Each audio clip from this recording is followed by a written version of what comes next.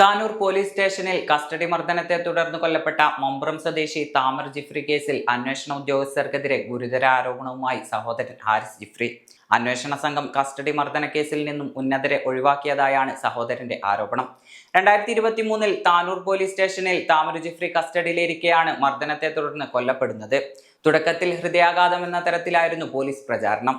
എന്നാൽ താമർ ജിഫ്രിയുടെ കുടുംബത്തെ സന്ദർശിച്ച SDPIയുടെ നേതൃത്വത്തിലുള്ള വസ്തുതാന്വേഷണ സംഘത്തിന്റെ കണ്ടെത്തലുകളും തേജസ് ന്യൂസിന്റെ റിപ്പോർട്ടും വന്നതോടെയാണ് സംഭവം കസ്റ്റഡി കൊലപാതകമാണെന്ന സംശയം ബലപ്പെടുന്നത്. പോലീസ് സർജനെ അടക്കം ഭീഷണിപ്പെടുത്തുന്ന തരത്തിലേക്ക് പോലീസ് സംഘം പ്രവർത്തിച്ചതായ ആരോപണം നിലനിന്നിരുന്നു. ആദ്യം ക്രൈംബ്രാഞ്ചും കുടുംബത്തിന്റെ ആവശ്യപ്രകാരം പിന്നീട് CBIയുമാണ് കേസ് അന്വേഷിച്ചത്. ഡാൻസ് ഓഫ് സംഘങ്ങളായ പോലീസുകാരെയും ഡ്യൂട്ടിയിലുണ്ടായിരുന്ന സബ് ഇൻസ്പെക്ടറെയും പ്രതിയാക്കി CBI കോടതിയിൽ കുറ്റപത്രം സമർപ്പിച്ച് വിചാരണ ആരംഭിക്കാനിരിക്കെ എറണാകുളം CJM കോടതിയിൽ താമർ ജിഫ്രിയുടെ സഹോദരൻ ഹാരിസ് ജിഫ്രി വിചാരണ നിർത്തിവെക്കണമെന്നും അന്വേഷണത്തിൽ ഉന്നതരെ രക്ഷപ്പെടുത്തുന്ന തരത്തിലാണ് പ്രവർത്തിച്ചതെന്നും കാണിച്ച് ഹർജി നൽകി. ഇതിനെ തുടർന്ന് കേസിന്റെ വിചാരണ 3 മാസങ്ങൾക്ക് മുന്നേ നിർത്തിവെച്ചു. തുടക്കം മുതൽ തന്നെ സംഭവത്തിൽ ദുരൂഹത നിറഞ്ഞതിനാൽ താനൂർ പോലീസ് സ്റ്റേഷനിലെ CCTV ദൃശ്യങ്ങൾ വിവരാവകാശ പ്രകാരം നൽകാൻ സഹോദരൻ മുഖേന ആവശ്യപ്പെട്ടിരുന്നു. എന്നാൽ 7 മാസത്തിൽ കൂടുതൽ CCTV ദൃശ്യങ്ങൾ സൂക്ഷിക്കാറില്ലെന്നും നൽകാൻ കഴിയില്ലെന്നുമായിരുന്നു താനൂർ പോലീസ് പറഞ്ഞത്. പിന്നീട് ഹാരിസ് ജിഫ്രി വിവരാവകാശ കമ്മീഷനെ സമീപിച്ചതും ഭരണമാറ്റം സംഭവിച്ചതും CCTV ദൃശ്യങ്ങൾ ലഭിക്കാൻ കാരണമായി. ദിവസങ്ങൾക്ക് മുന്നേ ലഭിച്ച CCTV ദൃശ്യങ്ങളാണ് ചാനലുകൾ നൽകിയതെന്ന് ഹാരിസ് ജിഫ്രി പറയുന്നു.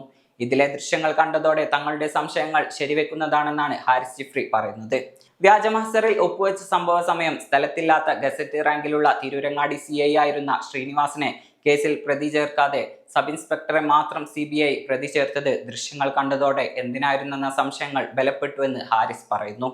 CBI അന്വേഷണ സംഘം CIയെയും പ്രതി ചേർത്താൽ കൊലപാതക കേസ് വ്യാജമായി കെട്ടിച്ചമച്ചതിനും കൊലക്ക് കൂട്ടുനിന്നതിനും CI റാങ്കിന് മുകളിലുള്ളവരെ പ്രതി ചേർക്കേണ്ടി വരുമെന്നതിനെ തുടർന്നാണ് സബ് ഇൻസ്പെക്ടർ വരെ പ്രതികളാക്കി CBI സംഘം കേസ് അവസാനിപ്പിച്ചതെന്ന് ഹാരിസ് ഉറപ്പിച്ചു പറയുന്നു.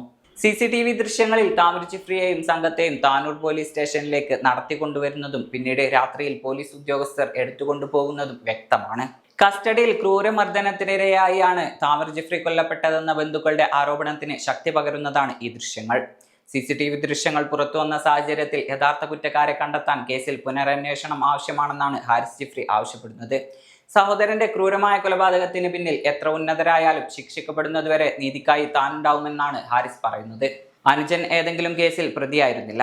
എന്നാൽ പോലീസ് പല കള്ളക്കഥകളും രചിച്ചു. മയക്കുമരുന്ന് കേസിൽ പ്രതിയാണെന്ന് അന്നത്തെ SP സുജിത് ദാസ് വ്യാപകമായി പ്രചരിപ്പിച്ചു. എന്നാൽ മമ്പുറത്തെ CPM ലീഗ് സംഘർഷത്തിലെ CPM പ്രതിപട്ടിക കാണിച്ചാണ് താമർ ജിഫ്രി സ്ഥിരം പ്രശ്നക്കാരനാണെന്ന് ആരോപണം നടത്തിയത്.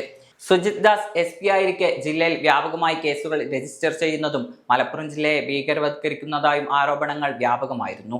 ഇതിന്റെ ഇരയാണ് താമർ ജിഫ്രി. വിചാരണ നിർത്തിവെച്ച കേസ് പുനരന്വേഷണം ആവശ്യപ്പെട്ട് വരും ദിവസങ്ങളിൽ ഹൈക്കോടതിയെ സമീപിക്കുമെന്ന് ഹാരിസ് ജിഫ്രി പറഞ്ഞു.